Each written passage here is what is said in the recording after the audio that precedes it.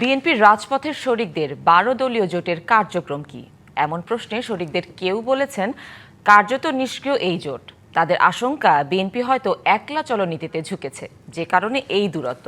অন্যদিকে বিএনপি বলছে জোট সঙ্গীদের সঙ্গে রাজনৈতিক সম্পর্কের টানাপোড়েন নেই, আর জোট রক্ষায় বিশেষ নজরের পরামর্শ দিয়েছেন বিশ্লেষকরা।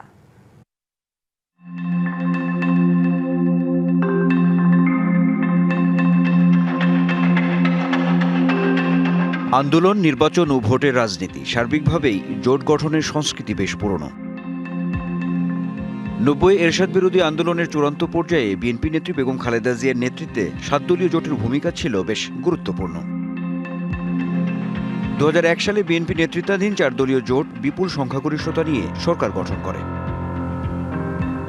জোট নির্ভর রাজনীতির অংশ হিসেবে ২০১২ সালে ২০ দলীয় জোট গঠন করে বিএনপি। রাজনৈতিক নানা চড়াই উতরাই পেরিয়ে দীর্ঘ এক দশক পর সরকার বিরোধী যুগপৎ আন্দোলনের গতি ও ব্যাপ্তি বাড়াতে ২০২২ সালে ২০ দলীয় জোট অনানুষ্ঠানিকভাবে ভেঙে দিয়ে গঠন করা হয় ১২ দলীয় জোট।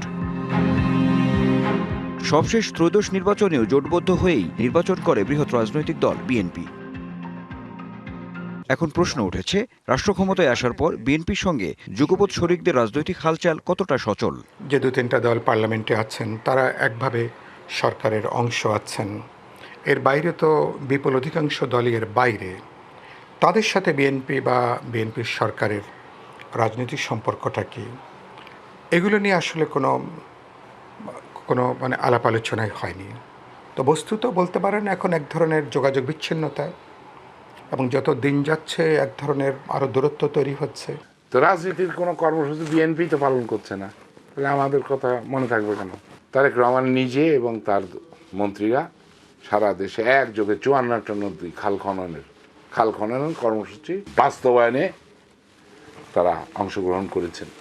এই বিশাল কর্মযজ্ঞে, দেশের মানুষের পক্ষের একটা কর্মযজ্ঞে আমাদেরকে দাওয়াতটাও করা হয়নি। বিএনপির সঙ্গে সমমনা বা জোট নির্ভর কার্যক্রমে ভাটা পড়ার কোনো কারণ আছে কি? আমার ধারণা হয়েছে বিএনপি সম্ভবত একলা চলর নীতি কৌশলে বিএনপি গ্রহণ করেছেন। সেই জায়গা থেকে যে জন্য আমি দেখছি যে জামাত তার অন্যান্য বন্ধুদের সাথে যেভাবে তাদের যারা অর্গানিক রিলেশনশিপ, বোঝাপড়া, সমঝোতা পার্লামেন্টের ভেতরে, পার্লামেন্টের বাইরে, বিএনপি সেদিক থেকে মনে হয় কিছুটা উল্টো পথেই তারা হাঁটছেন।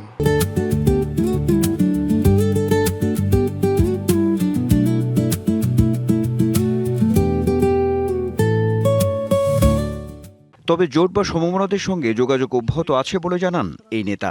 আন্তঃসম্পর্কের যে কোনো ঘাটতি জোটের শরিক দলগুলোর সাথে কোনোভাবেই এটা হয়নি, বরং আন্তঃসম্পর্ক অত্যন্ত মজবুত, অত্যন্ত ভালো।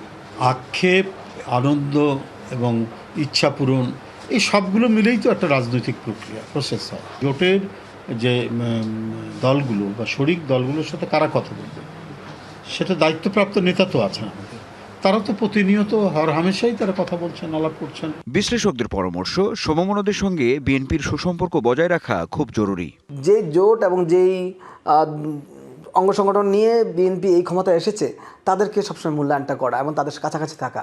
এখন প্রধানমন্ত্রী হিসাবে যেভাবে বিভিন্ন জায়গায় সফরে যাচ্ছেন এবং বিভিন্ন জায়গায় ট্যুর করছেন, রাজনৈতিক ট্যুরগুলো, সেখানে কিভাবে ওই সমাবেশগুলোতে, এই প্রোগ্রামগুলোতে অন্যান্য লোকজনকে কীভাবে রাখা যায় সেটা ভেবে নিলে কিন্তু কাজটা সহজ হয়ে যায়। কোনো স্বার্থ নয়, রাজনৈতিক সহাবস্থানের চর্চা অব্যাহত রাখতে শরিকদের মূল্যায়ন দূরে নয় কাছে টানাই শ্রেয়, বলছেন রাজনীতি বিশ্লেষকরা।